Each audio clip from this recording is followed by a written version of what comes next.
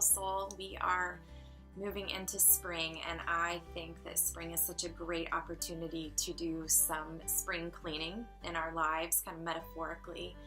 And one thing that I personally really struggle with is procrastination, and so I'm always in the work of trying to improve on that because it's something that causes me a lot of stress and anxiety, probably unnecessarily. And I've noticed in my clinical practice that people struggling with eating disorders also tend to struggle with procrastination for a couple different reasons, I think. One, when you struggle with an eating disorder, it takes up considerable amounts of your time, and so naturally the things on the to-do list get pushed back. And I think that the second reason is because those things get pushed back, there's either a couple different things that happen. One, people become depressed and feel kind of a sense of lack of motivation or lack of energy around completing those items on the to-do list. Or, and this is kind of the category I fall into, I get so overwhelmed and anxious about it, I just don't do anything. So I've tried so many different strategies over the years with trying to stay organized, and I found something over the weekend that I wanted to share with you guys. So what I typically do is I always have a 3-ring notebook or a spiral notebook rather, and I make little categories and columns with different things I need to do for home, for work, for maybe it's for each specific class. So I just make different categories. Sometimes when I'm in the mood and have more time, I will write each category in a different color of pen just because it's fun. And then I make a little square next to each item on the to-do list so I can cross it off because I love to cross things off. And then each day of the week, I tend to start the list over because new things get added, things get completed and taken off.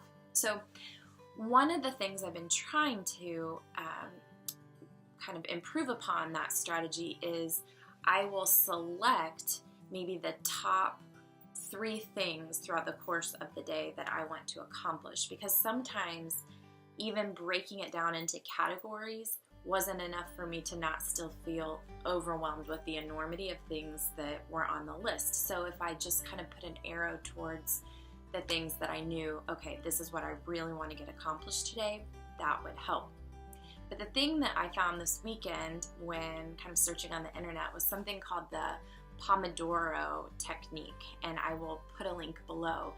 But essentially, I watched the video and I read about it for 2 minutes, so I'm certainly not an expert on this. But essentially, you get a timer, which I just use my phone, and you put in the time for 25 minutes. And you get rid of all distraction, and for 25 minutes you really dive into whatever it is that you need to work on.